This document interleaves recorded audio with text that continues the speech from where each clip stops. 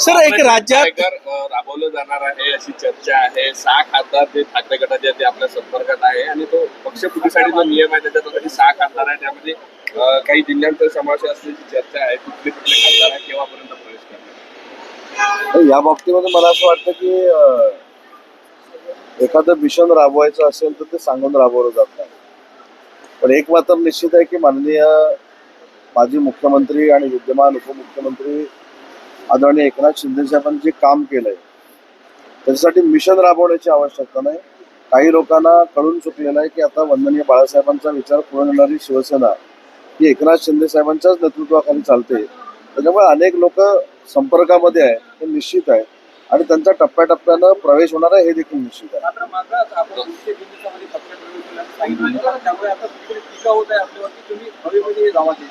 आणि माझ्यावर अजिबात टीका होत नाही. मी ज्या दिवशी सांगितलं होतं त्या दुसऱ्या दिवशी रत्नागिरीमध्ये तो कार्यक्रम करून दाखवलेला होता आणि आजही या मुद्द्यावर मी ठाम आहे.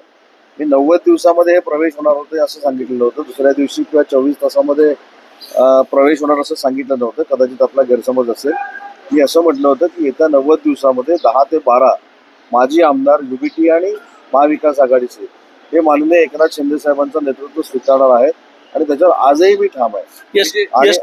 आणि आजही ठाम असताना लोकप्रतिनिधींना रिअलाइज झालेलं आहे की एकनाथ शिंदे साहेबांचं नेतृत्व हे युबीटीपेक्षा अतिशय चांगलं आहे, संवेदनशील आहे, भावनाप्रधान आहे आणि अनेक लोक संपर्कात आहेत. हे आजही मी सांगतोय ना. एसटी चा विभाग तुमच्या वाट्याला आहे म्हणून त्याचं अध्यक्षपद जे आहे ते परिवहन सचिवांकडे देण्यात आलेलं आहे. याबाबत मला असं वाटतं की कालच राज्याचे परिवहन मंत्री म्हणजे काल रात्रीच माननीय मुख्यमंत्री देवेंद्रजींना भेटलेले आहेत आणि या संदर्भातली परिवहन मंत्र्यांची भावना देवेंद्रजींनी ऐकून घेतलेली आहे. नागपूर शहरामध्ये तुम्ही आलेला आहात आणि नागपूर शहरातून टीका तुमच्यावर झाली होती. तुमचे खास मित्र नागपूरमध्ये आहे आणि तुमच्या विरोधी पक्षाचे नेते विजय वडेट्टीवार त्यांनी तुम्हाला एक ऑफर दिली होती की उदय सामंत आणि मी दोघंही भाजपमध्ये प्रवेश करतो, त्यामुळे चहा नाश्त्यावर काही पोह्यावर काही विजू भाऊची तुमची काही भेट आहे का? विजय वडेट्टीवार हे माझे अतिशय चांगले मित्र आहेत, राजकारणाच्या पलीकडचे मित्र आहेत, परंतु त्यांना ब्रीफिंग करणारे जी लोक आहेत ती चुकीची आहेत. मला असं वाटतं की आपल्या पक्षामध्ये काय झालेलं आहे, आपल्या पक्षाची परिस्थिती काय झालेली आहे, आपल्यामध्ये कशा पद्धतीनं प्रदेशाध्यक्षपदासाठी वाद आहे हे पहिलं सोडवलं पाहिजे ना. आमच्या पक्षात काय आहे, उदय सामंत बरोबर किती आमदार आहेत, मी पहिल्यांदा देखील सांगितलेलं आहे आणि पुन्हा एकदा नागपूरमध्ये सांगतो की मी माझ्या मर्यादा ओळखून राजकारण करतो. त्याच्यामुळे एकनाथ शिंदे साहेबांच्या नेतृत्वावर विश्वास ठेवत आम्ही सगळे गुवाहाटीला जाऊन पुन्हा एकदा मंत्री झालेलो आहोत. त्याच्यामुळे एकनाथ शिंदे साहेबांच्या राजकीय प्रवासामध्ये कुठेही त्रास होईल असं कुठचंही कृत्य आमच्या कोणाकडनं होणार नाही. आणि तुम्हाला हे पण मी सांगितलं की हे बालिश राजकारणी आहे. म्हणजे आपण शाळेमध्ये असताना, शालेय जीवनामध्ये असताना मी अनेक वेळा सांगितलंय की हा माझ्याबरोबर असला नाही, तो त्याच्याबरोबर गेला म्हणून भांडणं लावायची.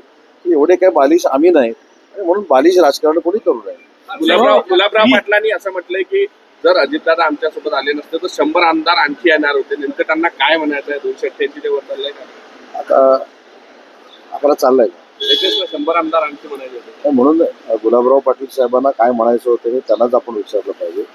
माझी त्यांची हे वक्तव्य झाल्यानंतर भेट झालेली नाही, त्याच्यामुळे त्यांच्याशी चर्चा करून मी सांगेन आपल्याला. उद्धव ठाकरे म्हटले की मी पुन्हा येईल हे सांगणार नाही पण मी येत राहील. देवेंद्रजींना टोला घालून. आता कधी येणार? समोर तर काय कधी येण्याची चिन्ह दिसत नाहीत आणि 237 आमदार घेऊन आम्ही सत्तेवर आलेलो आहोत. लोकसभेला जो काही फेक नरेटिव्ह सेट झाला होता त्याचं उत्तर आम्ही विधानसभेमध्ये दिलेलं आहे. तर मला असं वाटतं की काय कार्यकर्त्यांना मॉरल सपोर्ट देण्यासाठी, त्यांची ताकद वाढवण्यासाठी हे बोलणं ठीक आहे, परंतु मला तर असं कुठं दृष्टिक्षेपात दिसत नाहीत की ते परत येतील.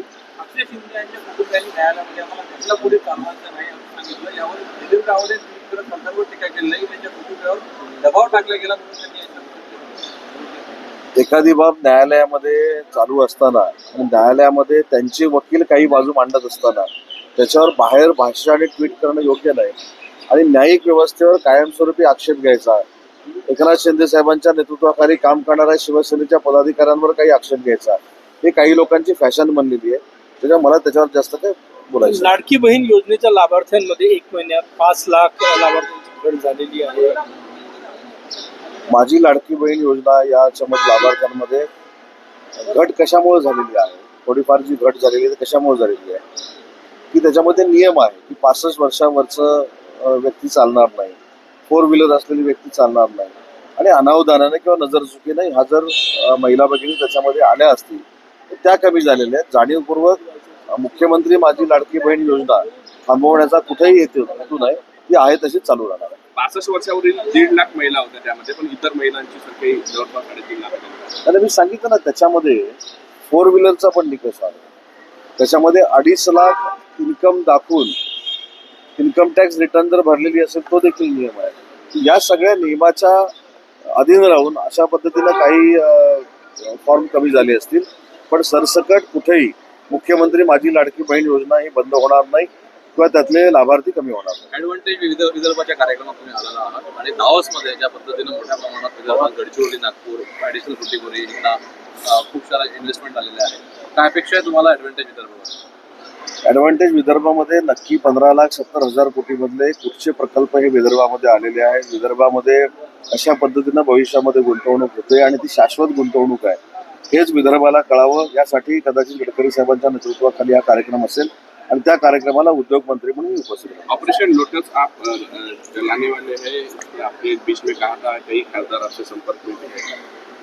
मैं आज भी कह रहा हूँ कि कई एमएलए, कई एमपीज माननीय एकनाथ शिंदे साहब के संपर्क में है. आज आप नागपुर में रहते हो इसलिए बार बार ऑपरेशन लोटस बोल रहे हो, लेकिन ऑपरेशन टाइगर है. लेकिन कोई ऑपरेशन की जरूरत नहीं है.